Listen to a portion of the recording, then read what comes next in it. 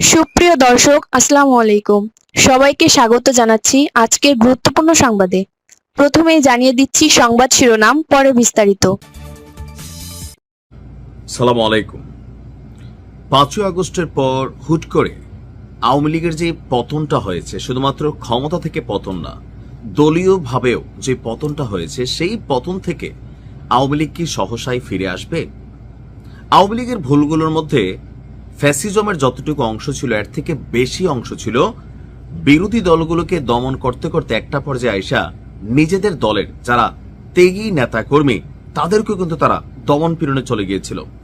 যে মানুষগুলো দিনের পর দিন মানুষকে অন্তর্জয় করাইয়া আওয়ামী লীগের মধ্যে ধরে রাখছিল, তারা সিস্টেম থেকে আউট হয়ে গিয়েছিল। সেইখানে এসে ভর করতেছিল আপনার প্রশাসনিক অনেক আওয়ামী লীগ নেতা, তারপর উড়ে এসে জোরে বসা আওয়ামী লীগ নেতা, হাইব্রিড আওয়ামী লীগ নেতা, ব্যবসায়ীরা। তো তারা তো আওয়ামী লীগে জয়েন করছিলই লুটপাটের জন্য অথবা অবৈধ সুযোগ সুবিধা নেওয়ার জন্য। আর এই সিস্টেমে যখন তারা ঢুকে গেল, যারা মাঠ পর্যায়ের আওয়ামী লীগের জন্য জীবন দেওয়ার মতন ভূমিকা রাখা ক্যারেক্টারগুলো ছিল, নেতাদের যারা কর্মীরা ছিল, এরা সবাই নিশ্চুপ হয়ে গেল, সিস্টেম থেকে আউট হয়ে গেল, সাইজ হয়ে গেল। কেউ মামলা খাইল, কেউ আওয়ামী লীগ ক্ষমতা থাকতেও দেশ ছেড়া পালাইতে বাধ্য হইল, কাউকে এলাকা ছাড়তে হইল। আর যখন 5ই আগস্টের ঘটনা ঘটল, ইরান কিভাবে টিকা গেল? কারণ ইরানের জনগণ ইরানের সরকারের পক্ষে নামছে, ইরানের সেনাবাহিনী ইরানের সরকারের পক্ষে নামছে, কিন্তু আওয়ামী লীগ সরকারের পক্ষে কেউ নামলো না। এটার একটা মেইন কারণ হচ্ছে, আপনি যখন মূল যারা ত্যাগী নেতা কর্মী আছে তাদের জায়গায় হাইব্রিড বসাই দিলেন, এরা তো ভাই মানে থাকে না যে ভাত ছিটালে কাকের অভাব হয় না, এদের পিছনে কাক ছিল কিন্তু দলের জন্য কাক ছিল না। আজকেও দেখেন যখন আওয়ামী লীগের এই পতনের অবস্থান বা এই দুঃসময়, তখনও কিন্তু তৃণমূল যারা তারাই ফেসবুকে বা বিভিন্ন জায়গায় আওয়ামী লীগকে জাগরণের চেষ্টা করতেছে, কিন্তু যারা আওয়ামী লীগকে বেচা লুটপাট কইরা বা আওয়ামী লীগকে ফ্যাসিস্ট বানাইয়া কোটি কোটি টাকার সুযোগ সুবিধা নিল, তারা সবাই নীরব। সাদ্দামের ঘটনায় আরেকবার লানা খাইছে। এখন ওবায়দুল কাদের, যাকেও বলা হয়ে থাকে আওয়ামী লীগের পতনের পেছনে একজন খুবই শক্ত ক্যারেক্টার, তারা দুই ভাইয়ের নাটক পুরো বাংলাদেশ দেখছে। ওবায়দুল কাদের গতকালকে যে বক্তব্য দিয়েছেন আমার দেশ পত্রিকা, তার আমি জানি না রেফারেন্স কি, তবে মাহমুদ ভাইয়ের হাত অনেক লম্বা, বোঝাই যায়। এমন এমন তথ্য তিনি প্রকাশ করেন যেগুলা বাংলাদেশের কোনো গণমাধ্যম পায় না। অর্থাৎ আওয়ামী লীগের মধ্যেও আমার দেশ পত্রিকার মাহমুদুর রহমানের এজেন্ট আছে, এটা তো শিওর।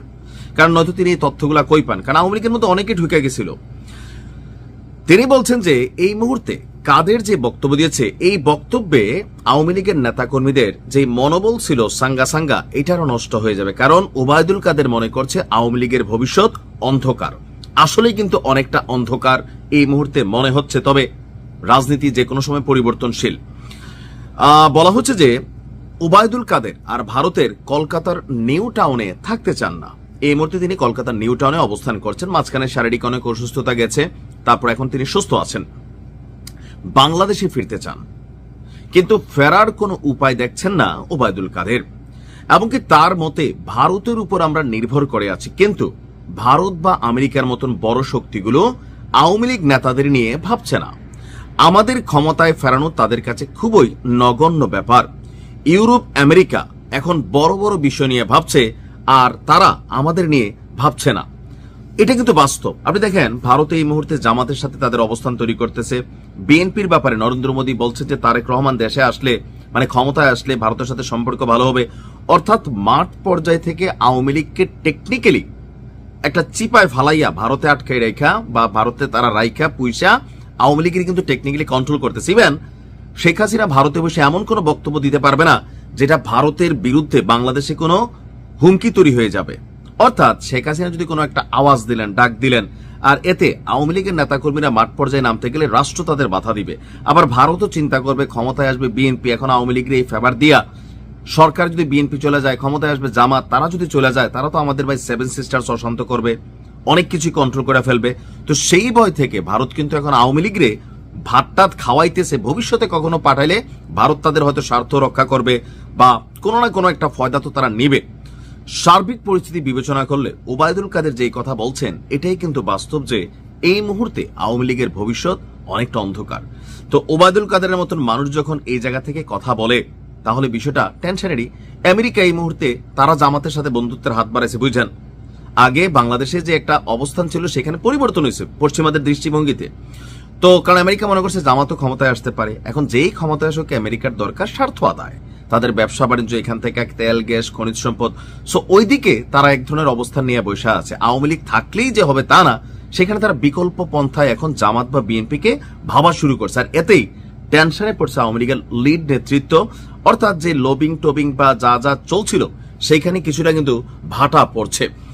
আর সাদ্দামের মতন ঘটনাগুলো মানুষের চোখে আঙুল দিয়ে দেখিয়ে দিচ্ছে এই যে তৃণমূল যারা দলের জন্য খাইটা আওয়ামী লীগরে এই জায়গা পর্যন্ত নিয়ে আসছিল, সেই তৃণমূল কতটা বঞ্চিত হচ্ছে আওয়ামী লীগের এই দুঃসময়ে, যখন পশ্চিমা রাষ্ট্রে আওয়ামী লীগের অনেক নেতা কর্মীদের বিলাসবহুল জীবন আমরা দেখছি, অনলাইনে আইসা কথা বলা দেখছি। কিন্তু যেই মানুষগুলা দল করার কারণে মামলা হামলার আসামি হয়ে গেল, তাদের ব্যাপারে দল কি কিছু ভাবছে? ভাবে নাই। এমনকি যে মূল আওয়ামী লীগকে সরাইয়া হাইব্রিড আওয়ামী লীগ ঢুকা গেল, এইটা কিন্তু দায়ভার এই আওয়ামী লীগের সিস্টেমের। শেখ হাসিনা নাকি কারো কথা শুনতেন না, যাদের কথা শুনতেন তাদের মধ্যে ওবায়দুল কাদের একজন, আর বাকিটা তো এখানে ডিপ স্টেট সহ অনেক পলিসি চলছে। বাস্তবতা হচ্ছে আওয়ামী লীগের রাজনীতিতে এই মুহূর্তে অনেকটা হতাশা, অন্ধকার। তবে 5ই আগস্ট যেমন একটা নাটকীয় পট পরিবর্তন হয়েছে, ওই রকম কখনো হইলে হয়তো আরেকটা পরিবেশ তৈরি হবে।